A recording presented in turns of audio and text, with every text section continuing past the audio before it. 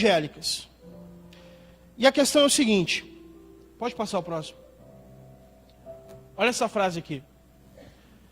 Viver casado é uma arte que precisa ser aprendida. A criança, quando ela tem por volta de 1 ano de idade, ela começa a aprender a andar. Ela começa a sentir firmeza nas pernas e ela começa a dar os primeiros passos.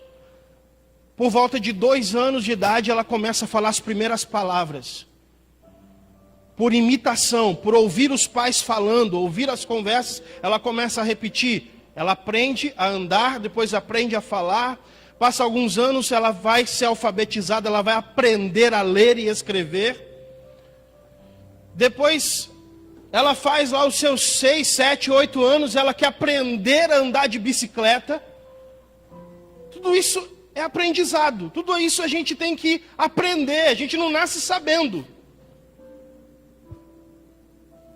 Quando você foi aprender a dirigir, não sei se você lembra, como era a dificuldade, quando você foi começar a dirigir as primeiras vezes. Tudo a gente aprende, só que a gente não quer aprender a viver casado. Porque viver casado também necessita um aprendizado. A gente pensa, o solteiro pensa que sabe o que é ser casado. O jovem, quando está namorando, pensa que sabe o que é ser casado. Mas você só vai saber o que é ser casado depois que você casar. É a mesma coisa. Você só vai saber o que é nadar depois que você entrar dentro da água. Aí ou você aprende a nadar ou você morre. Afogado. Casamento requer humildade para eu falar assim, ó, eu preciso aprender. E sabe o que acontece? Quando a pessoa ela não tem humildade para aprender a ser casado, o casamento termina em divórcio. E aí ela pensa o seguinte, aí eu vou separar, eu vou casar com outra pessoa, e aí a outra pessoa vai ser melhor. Lé do engano. Porque as histórias se repetem. Por quê? Porque ela não aprendeu o que é ser casada. E eu quero falar rapidamente, nesses poucos minutos, sobre 4 fundamentos do casamento. 4 fundamentos, 4 lições essenciais que nós precisamos aprender sobre casamento. Baseado em Eclesiastes 4, do 9 ao 12. Pode passar. Primeiro alicerce do casamento é o alicerce material. O texto diz, melhor é serem 2 do que? Porque tem o quê? Melhor paga do seu trabalho. A primeira lição, o primeiro alicerce é que o casamento é uma sociedade. Você precisa guardar isso dentro de você. Você precisa aprender. Escreva aí na capa da sua Bíblia. Guarde isso no seu coração. Casamento é uma sociedade. São 2 pessoas que se tornam sócias. Você assinou um contrato diante de um juiz. Eu estou me tornando sócio dessa pessoa, de uma instituição chamada casamento. Sociedade. E aí, o que é? Quais são as características de uma sociedade? 2 pessoas que se tornam sócias num empreendimento chamado família. Quais são as características? Solta para mim. Passa para o slide. Ligeiro. Pode passar. Ó. Primeira característica é o seguinte. Os 2 sócios trabalham juntos pelo crescimento da sociedade. Você tem que pensar no todo. Você não pode pensar em si mesmo. Quando você se casa, você deixa de pensar em si mesmo para pensar no casamento. O casamento é uma sociedade onde os dois trabalham juntos pelo crescimento do casamento, pelo bom andamento da família.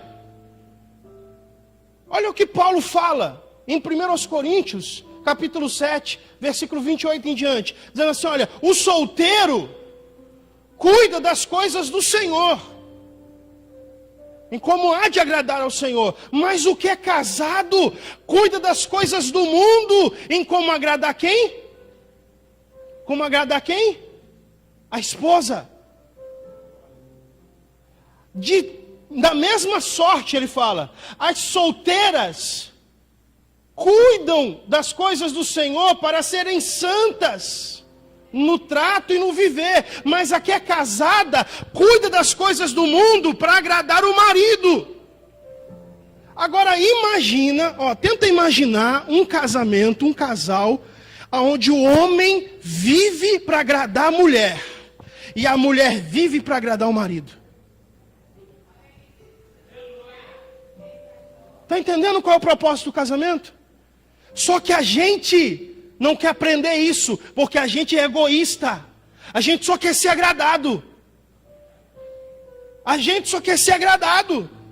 A gente quer que as coisas fluam e aconteçam para a gente.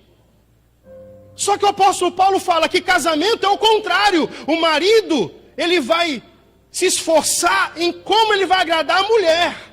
E a mulher vai se esforçar em como ela vai agradar o marido. Está na Bíblia isso aí. Então casamento é uma sociedade onde os dois sócios vão trabalhar juntos pelo crescimento do lar, da família. Deixa eu falar uma coisa para você. Não tem esse negócio de é meu dinheiro e seu dinheiro. Não tem isso. É uma sociedade. É os dois juntos pelo bem da família. É uma sociedade.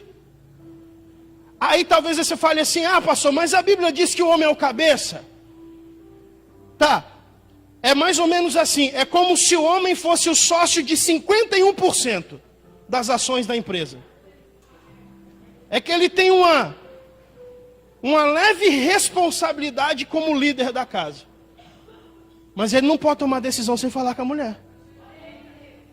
Mas ele não pode fazer o que ele quer e pensar que está tudo certo. Não, eu sou o homem, eu sou o cabeça. Não. Você é sócio. Outra característica do casamento, da sociedade. Os dois precisam ter funções definidas. Numa sociedade, gente, quando duas pessoas são sócias numa empresa, elas têm funções definidas. O que cada uma vai fazer? O casamento é a mesma coisa. Sabe o que é um casamento disfuncional? É um casamento que não tem as funções determinadas. Quem que é o provedor da casa? Quem que paga as contas? Quem que faz o serviço doméstico? Isso tem que ser determinado, conversado. As coisas não acontecem naturalmente. Os banheiros não se limpam sozinhos. Isso precisa ser conversado. Só que a gente não quer aprender a ser casado.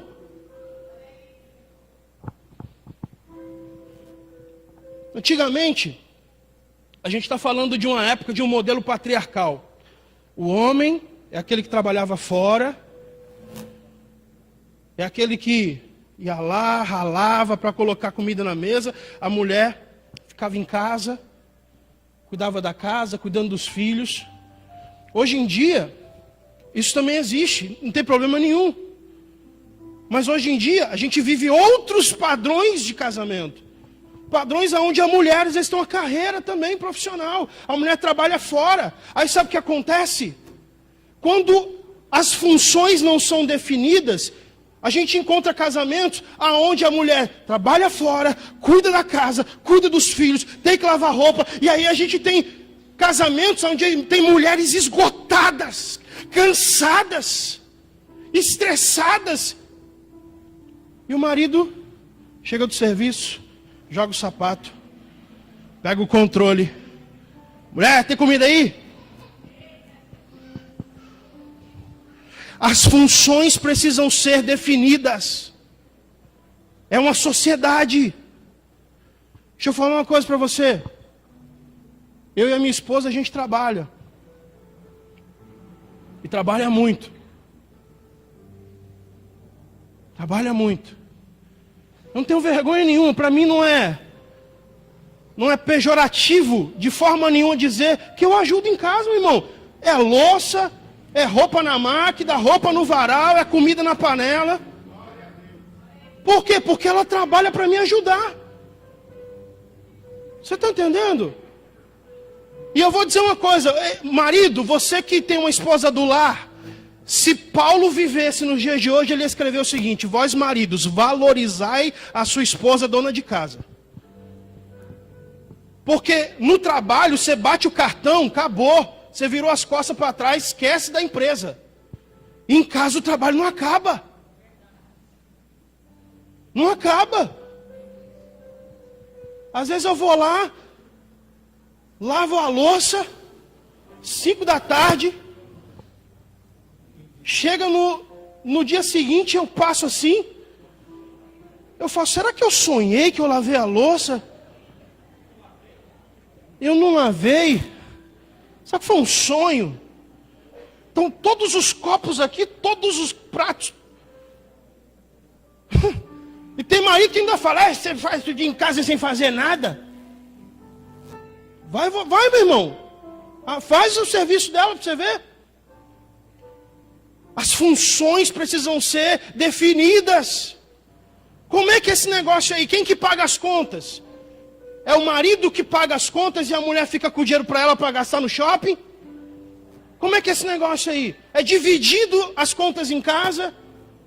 Ou o marido paga a maior parte e a mulher ajuda? Você precisa definir isso. É uma sociedade onde as funções precisam ser definidas. Aí sabe o que acontece? Ninguém fala nada. Aí está todo mundo frustrado. Aí a mulher está esgotada. E o marido chega à noite e fala, bem para longe.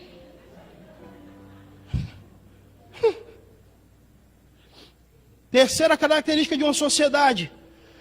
Os dois precisam prestar contas ao outro.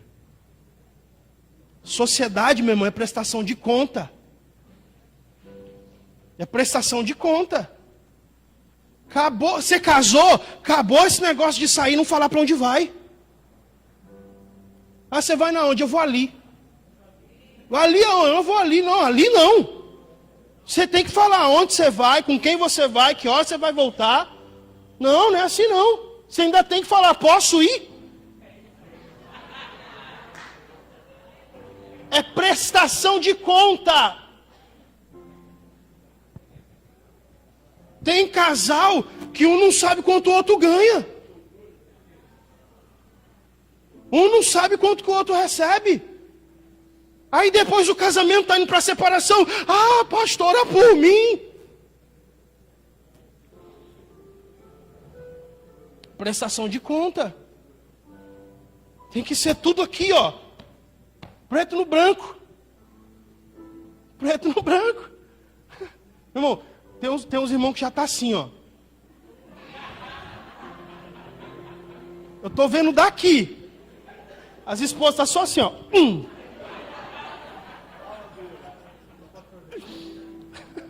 Depois vira.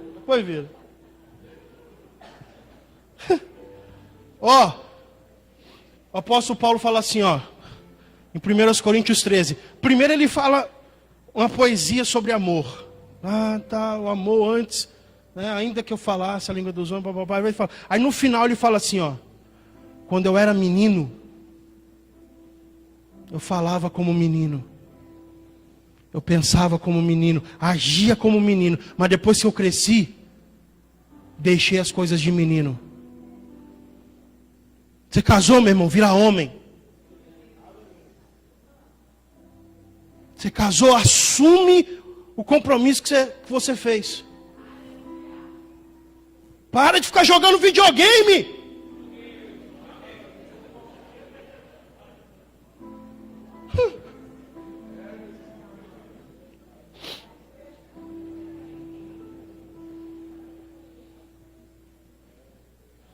Segundo alicerce do casamento, eu vou passar, vamos para frente. É o alicerce emocional. Passa para mim. Salomão fala assim, ó. Porque se um cair, o outro levanta o seu companheiro. Mas ai do que estiver só, pois caindo não haverá quem o levante. Eu estava recém-chegado em São José dos Campos. Eu tinha uma bicicleta, uma barra forte. Aí eu fui no Nagumo, morando aqui no União, fui no Nagumo.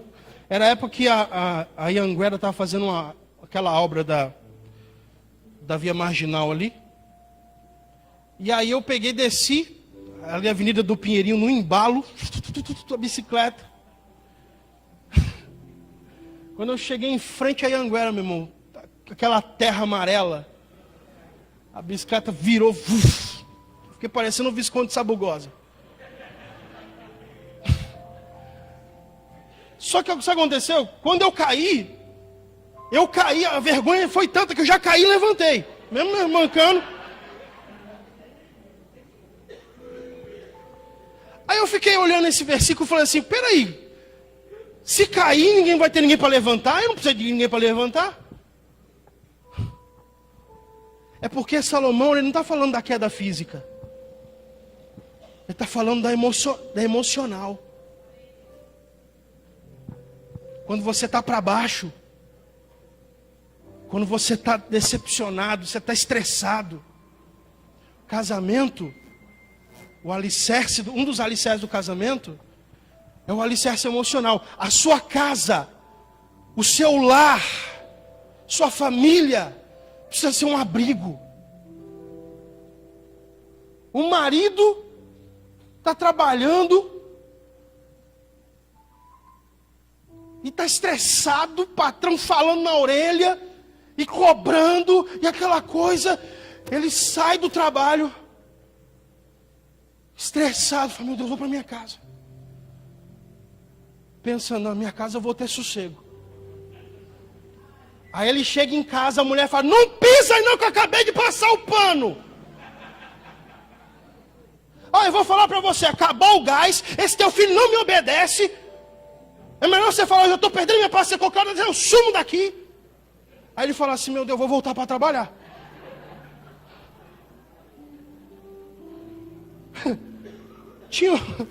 O pastor estava dirigindo. E a mulher sentada do lado. E o pastor dirigindo. E a mulher falando assim, ó, cuidado com esse carro. Ó, presta atenção, ó, o ônibus passando aí. Ó, a lombada. Ó, você passando no sinal amarelo, você vai tomar uma multa. Rapaz, cuidado. Ó, dirige esse negócio bem. Ó, não sei o quê. E presta atenção, ó, vamos passando a bicicleta aí. E o pastor está do lado assim. E ela está do lado. Esse aí virou, nem deu seta. Aí nisso, ele passou perto de uma blitz. Aí o policial fez assim, ó. Ela falou, tá vendo? Bem feito, vou tomar uma multa agora. Não dirige direito? Ele foi, encostou o carro, o policial veio. Falou, boa noite, documento do carro, habilitação. Seu guarda, multe esse irresponsável, seu guarda. Esse homem não sabe dirigir, eu estou aqui falando para ele não presta atenção nas coisas, não dá certo na hora que vai virar, não presta atenção nos ônibus, aqui na lombada, passa nos buracos. Aí o policial olhou assim e falou assim para ele, é sua mulher? Ele fez assim, ó. Aí o policial falou assim, meu amigo, pegue seu documento, pode ir embora, que com a esposa dessa do lado você não precisa nem de multa. Vai embora.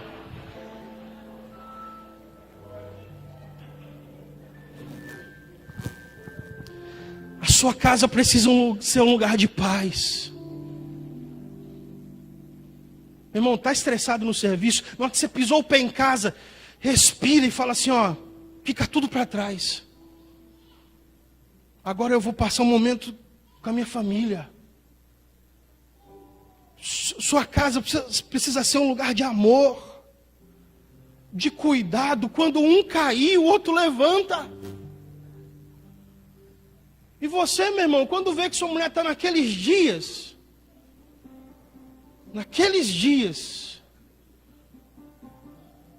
TPM, tem permissão para matar.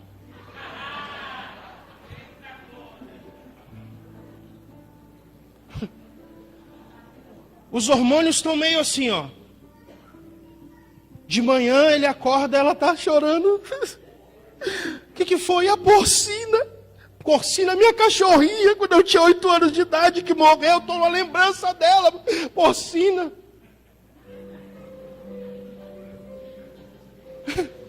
Aí chega a tarde, ela está sorridente. Amor, fiz um bolo, vamos tomar café. Chega a noite, ele entra na cozinha, ela está com a faca assim, cortando a cebola.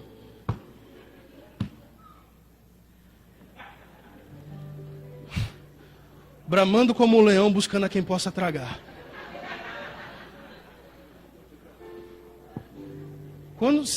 Meu irmão, quando você vê que ela está nesses dias, foge.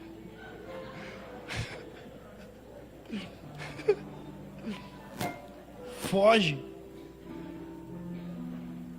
Dá um chocolatinho e não fala muita coisa não. Fugir da aparência do mal, isso mesmo. Os pastores aqui sabem. Seu lar precisa ser um lugar de motivação. Seu lar precisa ser um lugar de apoio. Meu irmão, se você não encontrar apoio na sua família, na sua casa, onde você vai achar?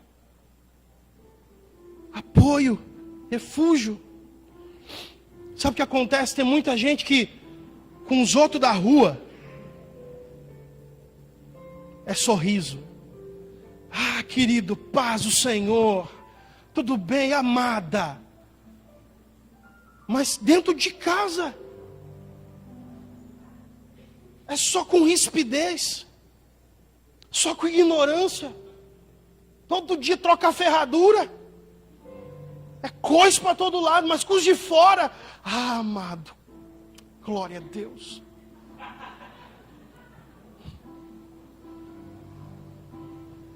Seu lar precisa ser um lugar de abrigo. Casamento precisa ser abrigo.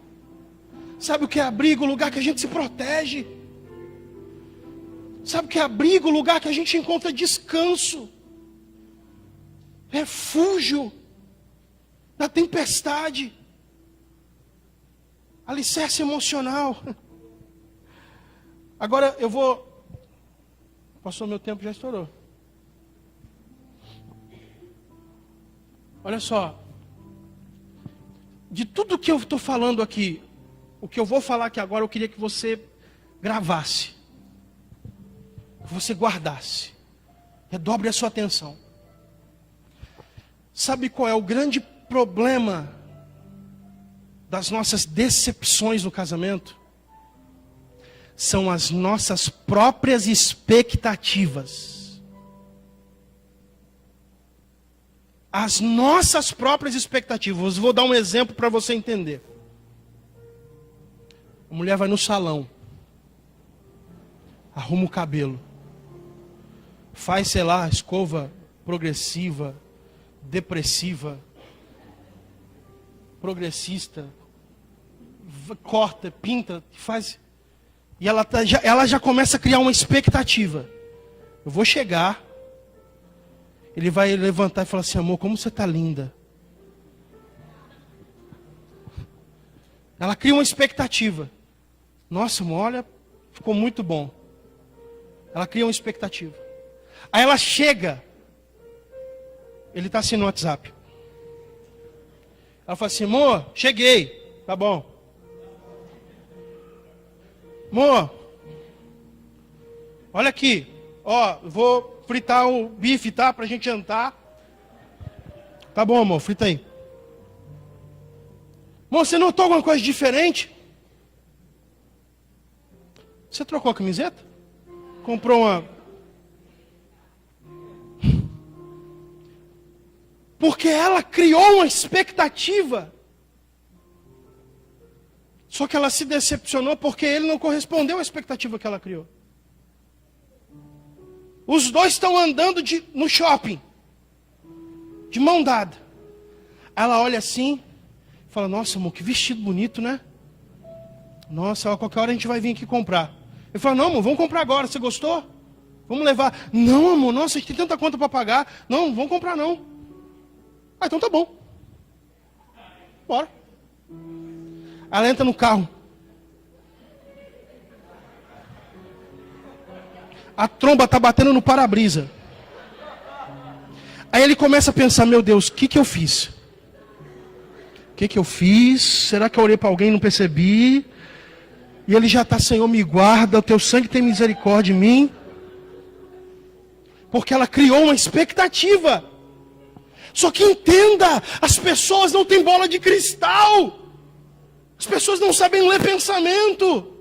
A expectativa é sua, não é da pessoa.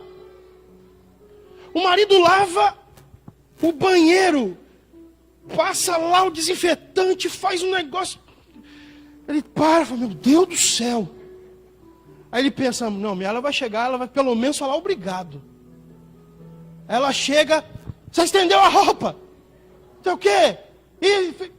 Aí ele fala, então, pega lá no banheiro, tem ela vai, entra, sai. E ele fala assim, nossa, ela nem falou nada. Ela viu que eu limpei. Ela viu que eu fiz alguma coisa e nem reconheceu. Mas entenda, as expectativas são suas. As pessoas são indivíduos. Elas não têm a obrigação de corresponder às suas expectativas. Então, todas as vezes que você criar uma expectativa em algo, no seu cônjuge, no relacionamento, e essa expectativa não for correspondida, tenha maturidade para fazer um exercício interno e falar, não, a expectativa é minha.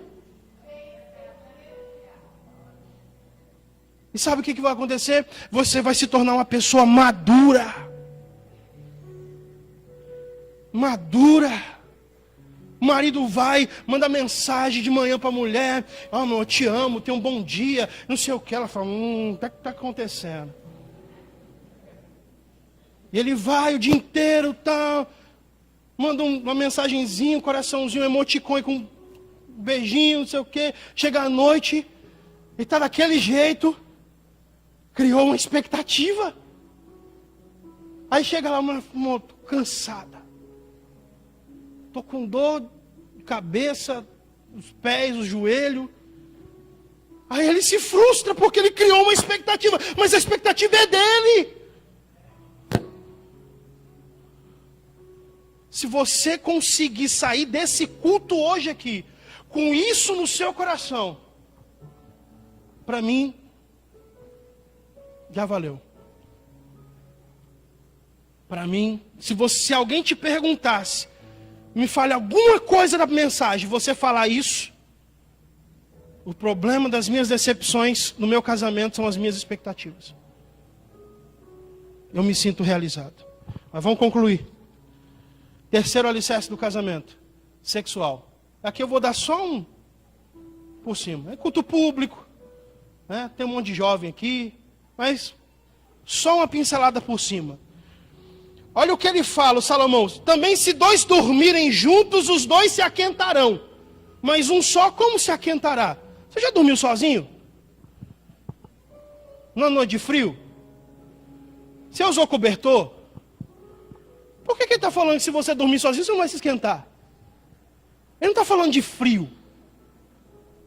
Ele está falando da questão sexual. Da questão sexual. Casamento é uma fogueira, meu irmão. Tem que ser uma fogueira. Sabe o que acontece? Está namorando, meu irmão, é um fogo. Ai, meu Deus, vai embora. Ai, Jesus, eu não estou aguentando. Senhor.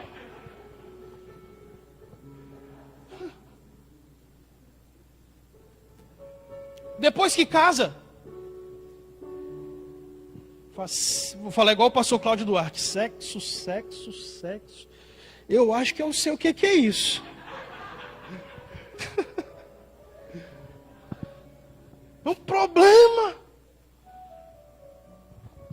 Aí tem um monte de casal com problema nessa área. Porque tem disfunção. Que o marido procura, a esposa não quer, e aquela coisa. Eu fui pastor de igreja, meu irmão, já peguei cada bucha. Problemas sérios. Sérios, ao ponto do marido quase espancar a mulher. Eu falo, não, pelo amor de Deus, não faz esse negócio desse não, você está louco? Não, pastor, é 3 meses. Eu não estou aguentando mais. Eu falei, não, peraí, vamos conversar. Aí, os casais começam, sabe, escondem isso. Eu ministrei aqui numa escola dominical, semana passada. Ninguém procura ajuda, ninguém procura o pastor, ninguém procura um psicólogo, ninguém vai num terapeuta. Não está com ajuda, está com problema, procura ajuda. Grita. Porque depois que a bomba explodir, aí não tem como voltar atrás. Você entende? Olha só. Deus, ele criou... Joga uma frase aí. O casal que não tem relações sexuais com frequência acabam por se tornarem apenas 2 amigos dividindo o mesmo teto. O que difere um casal de 2 amigos, um casal de amigos, é a relação sexual. O casal que não tem relações sexuais com frequência acabam se tornando 2 amigos para dividir o mesmo teto, para cuidar das crianças. Aí daqui a pouco, meu irmão, sabe o que acontece? Começa a olhar para fora. E começa a procurar fora o que não acha dentro. E aí o diabo, meu irmão, o diabo. O diabo é igual um sniper. Sabe o que é um sniper? Tá assim, ó. De longe. Aí ele começa a olhar, aquele casal está com problema. Aquele casal está com problema nessa área. Pera aí, ó. Vou colocar uma Jezabel. Ela vem igual a filha da Herodias lá, na dança do ventre. Pá, pá, pá. Meu irmão. Por que os grandes escândalos acontecem aí fora? Porque o casal está com problema e não procura ajuda. Porque não conversa, porque não resolve. Essas coisas precisam ser conversadas, resolvidas. Deus criou a sexualidade com 3 finalidades. Lembrando que Deus ele colocou um limite, ó. Por isso que o nome já diz, é cerca, é uma cerca Deus colocou. E foi Deus que colocou. Sexualidade, relações sexuais estão limitados a uma coisa, a uma cerca chamada casamento. Ponto final. O que for fora disso é pecado. Homossexualismo, relação sexual entre 2 pessoas do mesmo sexo, é pecado. Fornicação, relação sexual entre pessoas não casadas, é pecado. Adultério, é pular a cerca que Deus colocou. É pecado. Deus falou assim, olha, eu vou criar um negócio para vocês que vocês vão amar. Só que tem uma cerca chamada casamento. É aqui dentro. Aqui dentro está tudo certo. 3 finalidades da sexualidade. Primeiro, reprodução. Reprodução. Crescei-vos e multiplicai-vos. Segundo, prazer do casal. Foi Deus que colocou lá os órgãos genitais, colocou terminações nervosas, para que o casal sinta prazer na relação sexual. Terceiro lugar, a união do casal. Quando Deus fala assim, e os 2 se tornarão uma só carne, não é o casamento. Sabia disso? Não é o casamento que torna os 2 uma só carne. O que torna os 2 uma só carne é a relação sexual. Pastor, isso está na Bíblia? Tá. 1 Coríntios capítulo 6, versículo... Eu anotei aqui, versículo... Cadê? 16. Paulo fala assim, 1 Coríntios 6,16. Ou não sabeis vós que o que se une a uma meretriz se torna uma só carne com ela? Porque está escrito, Deus disse, os 2 serão uma só carne. Então o que faz Um casal se tornar uma só carne não é o casamento, é a relação sexual, união do casal. Dados científicos mostram que um orgasmo dura em média de 10 segundos. 10 segundos. Mas são 10 segundos que podem fazer a diferença num dia inteiro. São 10 segundos que podem fazer a diferença para um casal numa semana inteira, num mês inteiro. Foi Deus que criou a sexualidade. Eu vou encerrar essa parte, Provérbios capítulo 5, versículos 18 e 19, diz assim: seja bendito o teu manancial. Eu não consigo mais ler. Alegre com a mulher da sua mocidade, como corça amorosa e gazela graciosa, sacie os seus seios em todo o tempo e ser atraído pelo seu amor perpetuamente. Irmão, desfrutem da sexualidade. Último alicerce do casamento. Vamos lá. O primeiro é alicerce material. Casamento é uma sociedade. Segundo, alicerce emocional. Casamento é um abrigo. Terceiro, alicerce sexual. Casamento é uma fogueira. Quarto e último lugar, alicerce espiritual. E se alguém quiser prevalecer contra um, os dois lhe resistirão. E o cordão de 3 dobras não se quebra tão depressa. Casamento é um ministério. Alicerce espiritual. Deixa eu falar uma coisa para você. Você precisa assumir a liderança espiritual da sua casa. Josué, todo mundo conquistou a terra, todo mundo foi lá, tomou possessão da herança. Aí Josué chamou todo mundo, falou: galera, é o seguinte, agora vocês escolham quem vocês vão servir.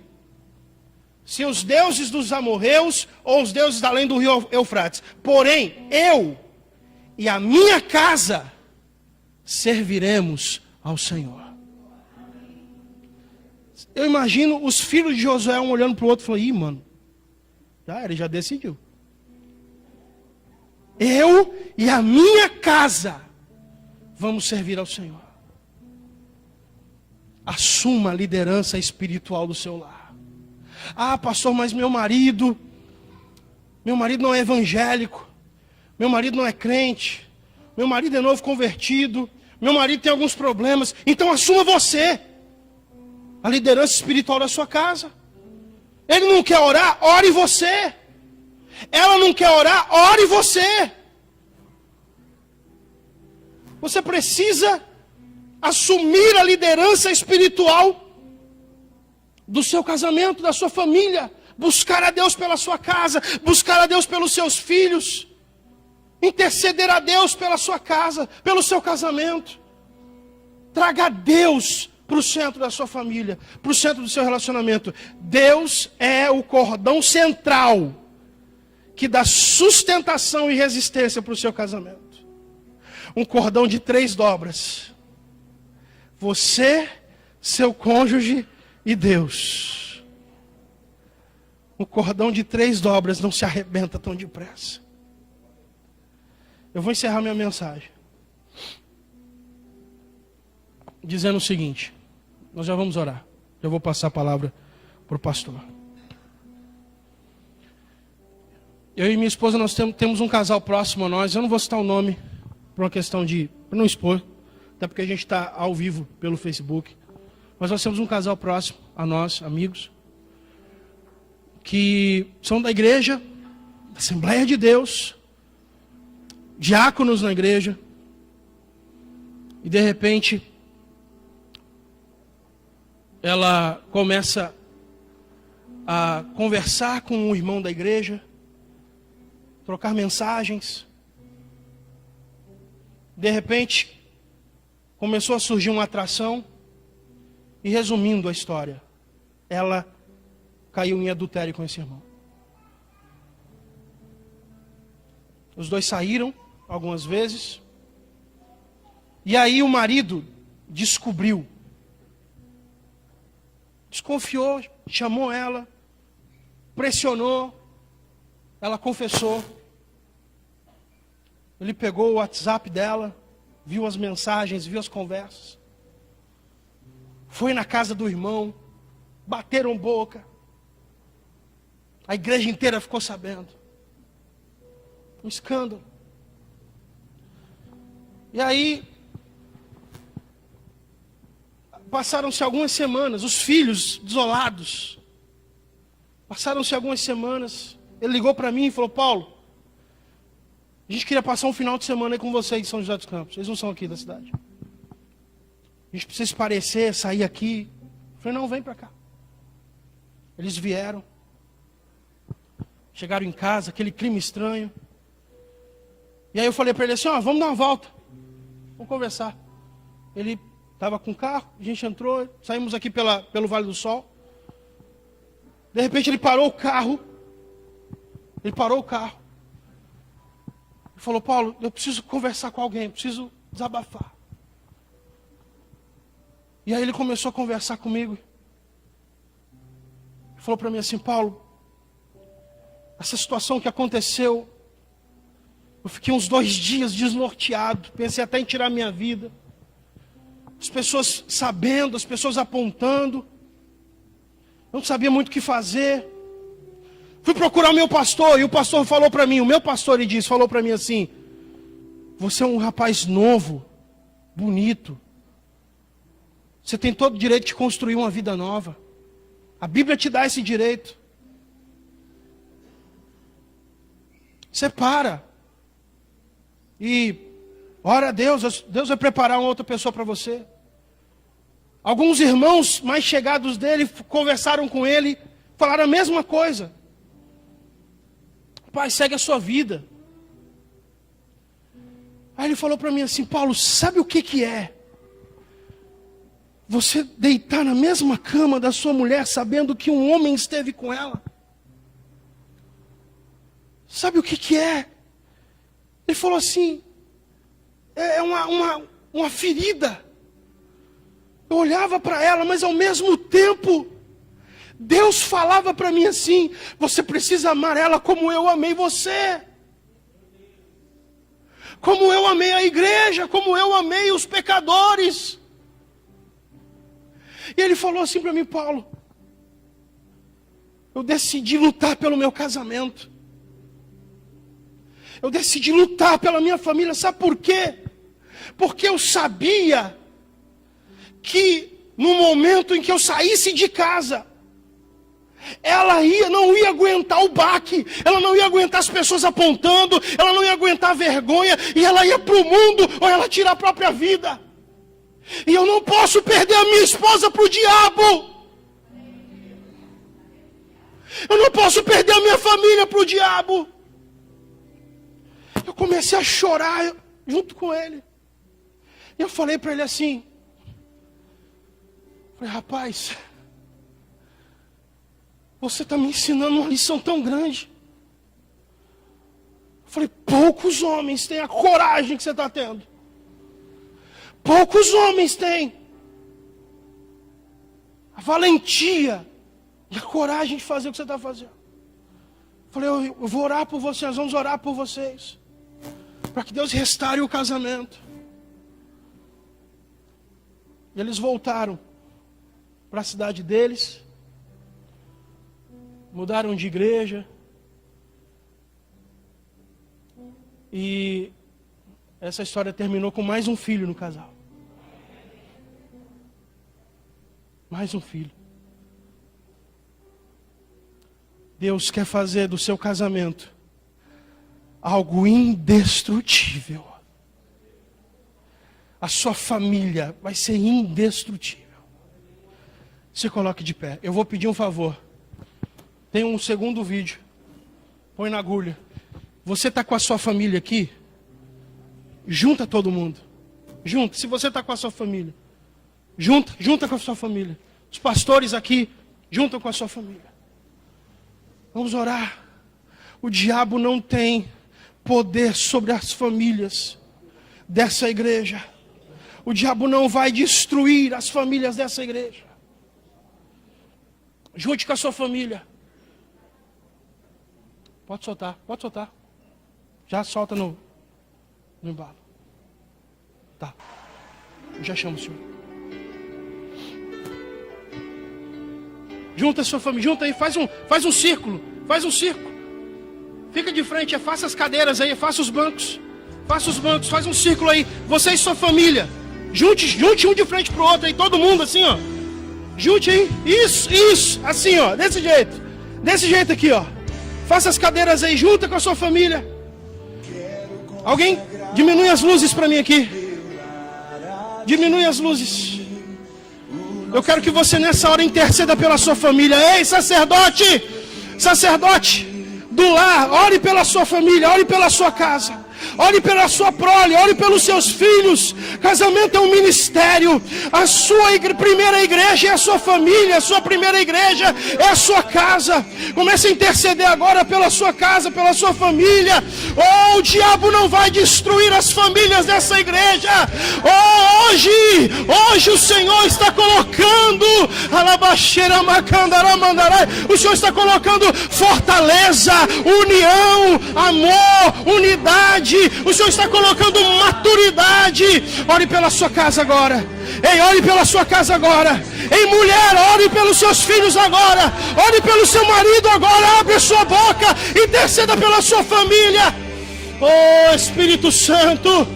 Espírito Santo, nós abençoamos cada família, nós abençoamos cada família, nós abençoamos cada lar, cada casamento, nós abençoamos, Senhor, e declaramos casamentos à prova de divórcio, casamentos à prova de separação, casamentos à prova, oh Deus, Senhor, à prova de divórcio. O diabo não vai destruir as famílias da tua casa, Senhor. Nós declaramos famílias fortalecidas, casamentos saudáveis, casamentos sadios. Oh Pai, nós profetizamos paz nesse lar, nós profetizamos paz nessa casa. Oh Pai, em nome de Jesus, continue orando, continue orando, continue orando, aleluia, continue orando. Oh, aleluia, consagramos a nossa casa, Senhor. Senhor, na mesma concordância de oração, Pai. É momento de cura para as famílias. É momento de criar alicerces no meio da base dessa igreja, Senhor. Cura as famílias, papai. Cura cada lar. Cura a minha família. Cura a família do meu irmão. Cura a família da minha irmã. Senhor, manifesta a tua vontade. Manifesta, Senhor, o teu desejo. E o teu desejo é que cada um forme uma família abençoada, de acordo com a tua vontade, de acordo com o teu querer, Senhor. Renova em nós, Pai, a vontade de estar na tua casa junto com a nossa família, Senhor. E quando estivermos dentro da nossa casa, que o ministério chamado família prospere, que o ministério chamado família transforme outras vidas, Pai. Crie em nós força, crie em nós exemplo, e em nome de Jesus Cristo estamos aqui para declarar que na nossa casa o diabo não vai tocar, na minha família o diabo não vai tocar, na família da igreja Ágape o diabo não vai tocar, porque o Espírito de Deus, o amor, a verdade, a transparência, oh meu Deus, a imparcialidade vai ser no coração de cada família. Senhor, em nome de Jesus Cristo, meu Pai, cria em nós um coração novo. Dá para a tua igreja, Senhor, o amor. Aquele que jurou lá no início vai voltar com força dobrada, em nome de Jesus Cristo, meu Senhor. Que todas as máscaras que porventura alguns ainda usam, que todas elas nessa noite caiam, e que verdadeiramente um possa declarar para o outro: eu preciso de ajuda, eu preciso de ti. Em nome de Jesus Cristo, Senhor, entra com teu bálsamo em cada lar, entra com teu bálsamo em cada família. A nossa casa é bênção, a nossa casa é um canto sagrado, a nossa casa é o Espírito Santo quem convive, vive e reina domina na nossa casa. A presença do Espírito Santo é real na nossa família. Quem comanda é o Senhor, e lá o diabo não entra. Em nome de Jesus Cristo, Senhor, purifica cada pensamento, purifica cada coração, cura esse coração sangrando, Senhor. Libera perdão no meio do teu povo. Entenda, igreja, é tempo de liberar, é tempo de transformar, é tempo de se curar, é tempo de dar para nós, Senhor, humildade e entender que precisamos de cura. Todos precisamos ser curados em alguma área. Meu Senhor, o Senhor listou aqui 4 alicerces. Eu quero crer que cada um de nós, em alguma coisa, precisa do teu toque, precisa da tua cura. Então, como igreja, clamamos a ti nessa noite, Senhor. Cura-nos, Pai, cura a nossa igreja, cura a nossa casa, cura a nossa família, para que lá na frente possamos curar os outros, possamos curar esses que estão sendo destruídos pela obra contrária. Mas nós profetizamos como igreja que aqui Satanás não toca. Na minha casa e na tua casa vai reinar a presença do Espírito Santo de Deus. Saia a depressão, saia a tristeza, saia a mentira e entra a presença santa do Espírito de Deus. Em nome de Jesus, em nome de Jesus. Tem misericórdia de nós, Senhor. Tem misericórdia da minha família, Pai. Tem misericórdia da nossa casa, Senhor. E entra com teu bálsamo em cada lar aqui representado. E mesmo você que está sozinho, e mesmo você que nessa noite está sozinha, saiba, o Deus Todo-Poderoso ouviu o teu clamor, ouviu a tua oração. E eu já estou profetizando em nome de Jesus Cristo, num próximo culto como esse que não veio hoje, vai estar chorando do teu lado, porque o Espírito que está aqui é o que vai tocar nele lá. O Espírito que está aqui é o que vai tocar nela lá, em nome de Jesus. Se você crê nessa verdade, aplauda o Senhor.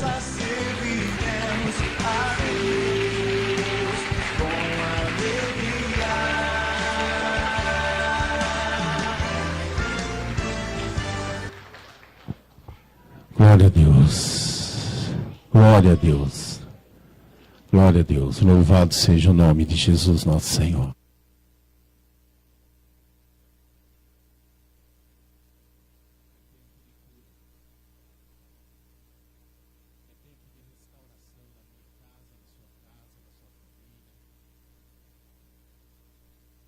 Não existe ministério que se sustente só aqui dentro. Não existe ministério que fique de pé só aqui dentro.